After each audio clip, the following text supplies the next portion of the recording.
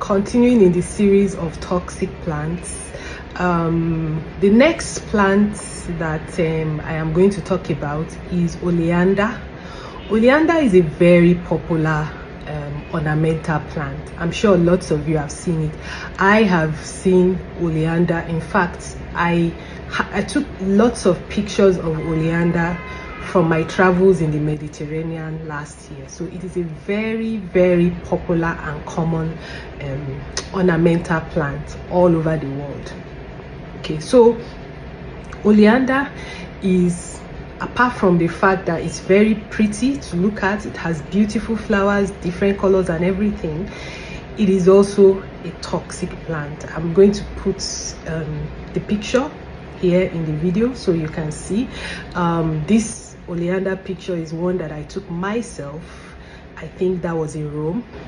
Okay, so oleander is very toxic, and it is toxic because it contains a lot of toxic plant chemicals. It's so toxic that a few leaves can be fatal if ingested. Okay, so because the leaves tend to be very, very bitter, people usually do not go near it or use it or anything.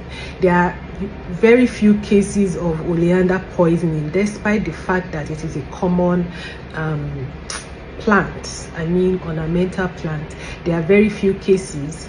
Most of the cases that were reported are cases of children that were probably playing with it and decided to ingest it, but it is fatal. Some plant chemicals in the plant are actually plant chemicals that are beneficial, but because of how toxic it is, one needs to apply caution in using them.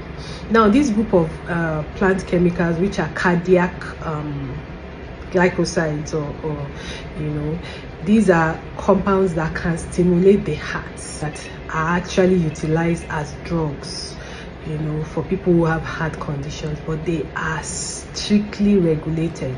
I understand that there are people that actually use oleander medicinally, okay, but I feel it is very risky.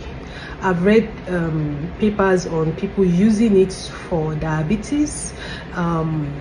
It is thought to be a very, very potent anti-diabetic plant. I mean, the leaves.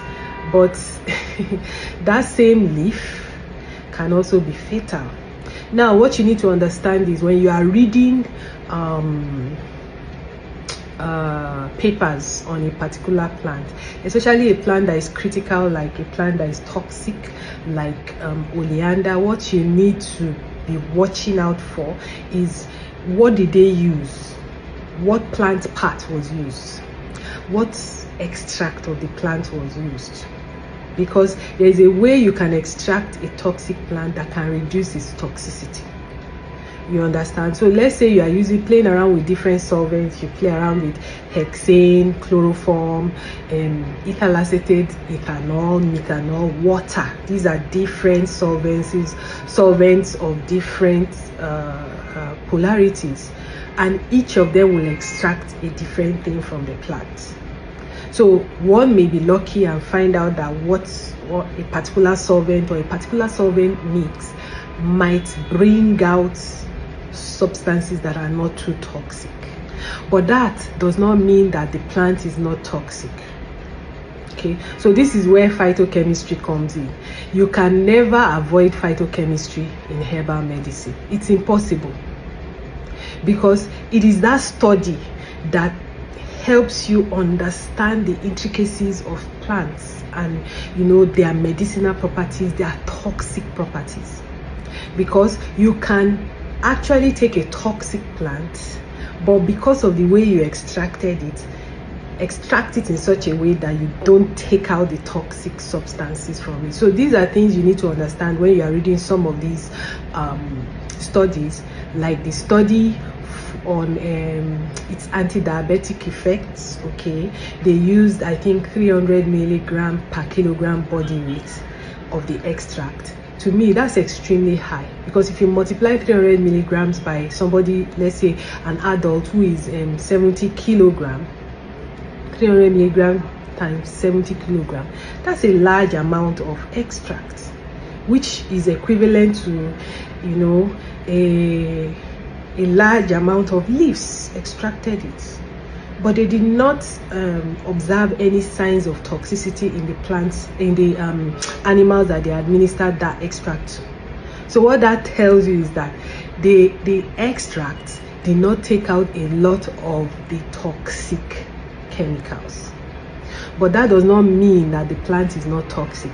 As a matter of fact, if you are not a plant chemist or you don't understand toxicology, stay away from any plant that is toxic. If you are a naturopath, don't work with them. Okay, I don't work with oleander. I don't work with toxic plants.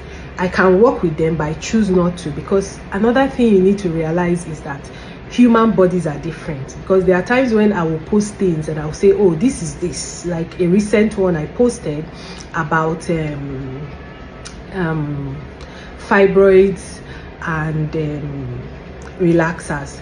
Some people said they did not observe the effect. Some people said they observed the effect. So people's bodies are different. So depending on how the body utilizes that substance, it can either be fatal or do little or nothing to the person. Okay, so oleander is a plant you have to avoid. For toxic plants, if you must use it, seek proper advice, but preferably don't go near them, and keep children away from such plants.